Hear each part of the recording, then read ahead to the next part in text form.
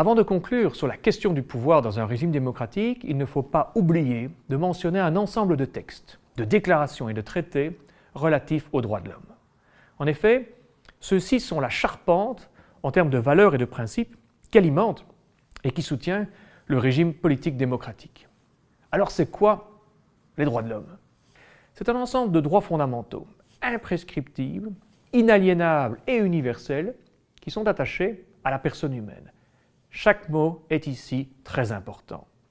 Des droits fondamentaux, ce sont notamment les libertés individuelles, liberté d'expression, liberté religieuse, liberté de conscience, et les libertés politiques, droit de vote, droit de manifester, droit de s'associer, etc., etc.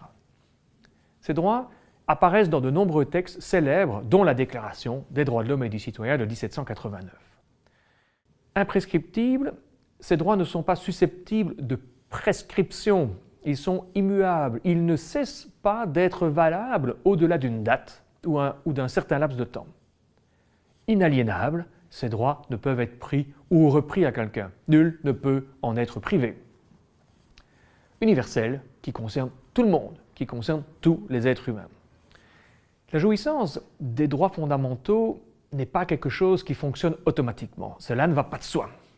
Leur reconnaissance est généralement obtenue grâce aux luttes menées par certains groupes de pression, des partis, par l'action internationale de certains pays.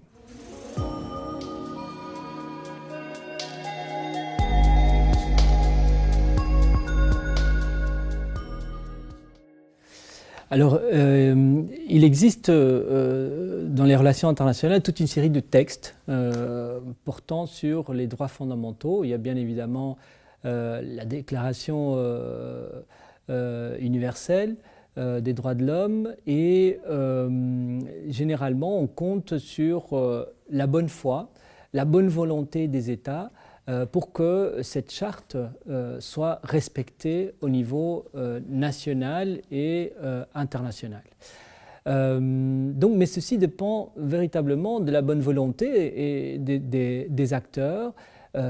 Ceci étant, les acteurs ont également leurs intérêts, des intérêts économiques, des intérêts commerciaux, des intérêts stratégiques, géopolitiques sur la scène internationale et souvent ces intérêts passent devant le respect des droits fondamentaux sur la scène internationale. Ce qu'on constate également, c'est que un grand nombre d'acteurs sur la scène internationale, et généralement ce sont les démocraties, qui mobilisent le discours des droits de l'homme, mais souvent comme paravent par rapport à leurs intérêts sur la scène internationale.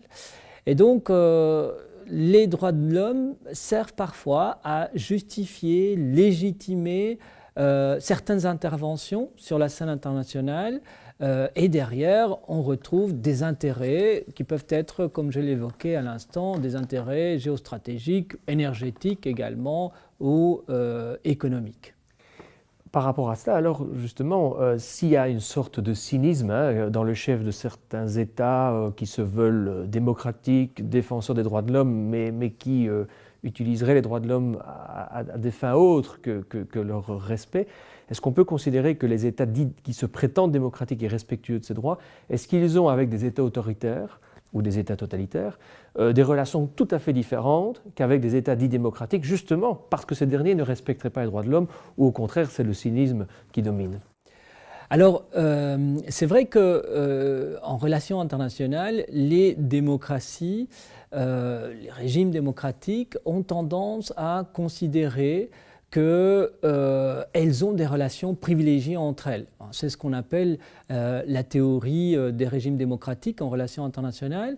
Et cette théorie, elle consiste à dire que plus les États démocratiques auront des relations entre eux, plus le monde se portera mieux. Pourquoi? Parce que, selon cette théorie, les démocraties ne se font pas la guerre entre elles, et ce ne sont pas elles qui déclenchent une guerre, sauf dit cette théorie quand elle considère que la démocratie est menacée et donc là, elles peuvent être à l'initiative en ce qui concerne les interventions armées. Ceci étant dit, ce qu'on constate, c'est que vous avez sur la scène internationale des relations qui se développent entre États démocratiques et non démocratiques, voire autoritaires, même totalitaires. C'est par exemple le cas aujourd'hui en ce qui concerne la relance des relations entre les États-Unis et par exemple la Corée du Nord. Vous avez toute une série de tractations qui ont été menées depuis que M. Trump est arrivé au pouvoir. Et par ailleurs, on constate que les relations transatlantiques, c'est-à-dire entre les États-Unis et les grandes démocraties européennes, eh bien, sont aujourd'hui de plus en plus dans une situation d'abîme. Et donc, on est dans une phase assez compliquée entre ces démocraties, ces États démocratiques. Donc, je dirais que sur la scène internationale, c'est souvent les intérêts des acteurs étatiques qui déterminent le comportement et les relations que ceux-ci développent avec les acteurs tiers.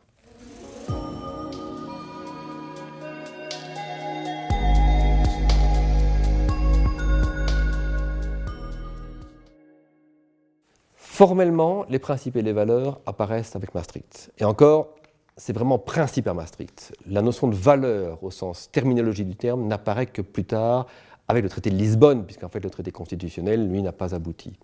Donc cette notion de valeur, elle préexistait avant, parce que on la retrouve dès le départ. Ça dépend ce que vous entendez par valeur, mais si on considère que la paix est une valeur, elle est dans le traité depuis le départ.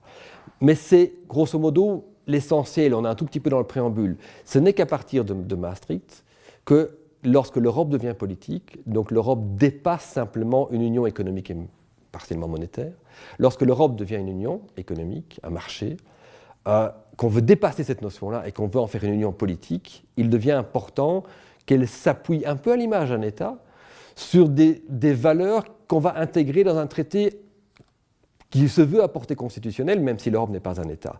Et je vais retrouver finalement les grandes valeurs classiques que je peux retrouver dans la plupart de ces États membres. Je vais retrouver les droits de l'homme, je vais retrouver l'état de droit, je vais trouver toutes les libertés, donc, qui vont être progressivement insérées dans ce corpus que de l'article 2 aujourd'hui du traité, qui liste ces valeurs, mais aussi indirectement au travers d'un autre instrument, au travers de la charte des droits fondamentaux, qui, elle, va être intégrée, elle aussi, dans le traité par un mécanisme juridique un peu compliqué.